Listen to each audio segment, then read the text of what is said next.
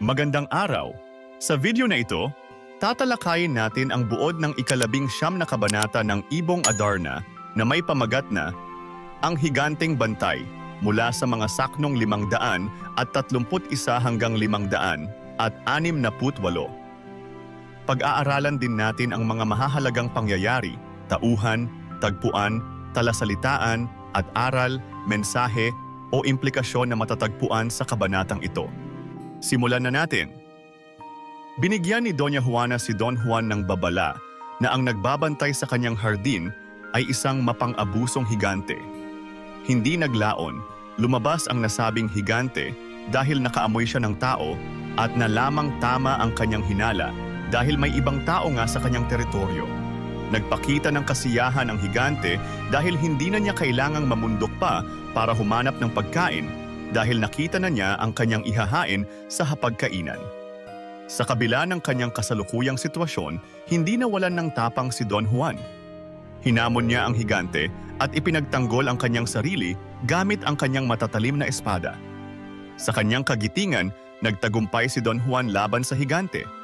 Bagamat natalo na ni Don Juan ang higante, nagpatuloy pa rin ang kanyang paglalakbay dahil sa hiling ni Doña Juana na iligtas ang kanyang bunsong kapatid na si Prinsesa Leonora. Ayaw lisanin ni Doña Juana ang lugar kung hindi kasama ang kanyang kapatid. Binigyan ng babala ni Doña Juana si Don Juan na ang nagbabantay kay Prinsesa Leonora ay isang serpiente na may 7 ulo na mas malupit kaysa higante.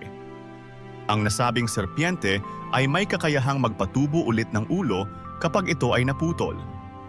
Ipinaalam ni Doña Juana na si Doña Leonora ay matatagpuan sa isang palasyong hindi kalayuan sa kanila na may malaking hagdanang ginto. Dumako naman tayo sa mga mahahalagang pangyayari. Binigyan ni Doña Juana ng babala si Don Juan tungkol sa higanteng nagbabantay sa kanyang hardin. Lumabas ang higante matapos makaamoy ng tao at nagbanta itong gagawin pagkain si Don Juan. Sa kabila ng panganib, nagpakita ng katapangan si Don Juan at hinarap ang higante. Natalo ni Don Juan ang higante gamit ang kanyang espada at kagitingan. Nagpatuloy si Don Juan sa paglalakbay upang iligtas si Prinsesa Leonora, kapatid ni Doña Juana, mula sa serpienteng may 7 ulo.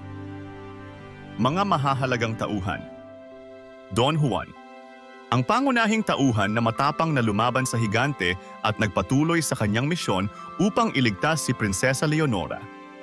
Doña Juana, nagbigay ng babala kay Don Juan tungkol sa panganib na dulot ng higante at serpiente at humiling na iligtas ang kanyang kapatid na si Prinsesa Leonora. Higante, ang mapang-abusong nilalang na nagbabantay sa hardin ni Doña Juana. Prinsesa Leonora, ang bunsong kapatid ni Doña Juana na binabantayan ng isang 7 ulong serpiente. Dumako naman tayo sa tagpuan. Ang tagpuan ay nasa hardin ni Doña Juana kung saan binabantayan ito ng isang higante. Ngayon naman ay talakayin natin ang mga talasalitaan na ginamit dito. Kaniig, kasama o kausap ng malapitan.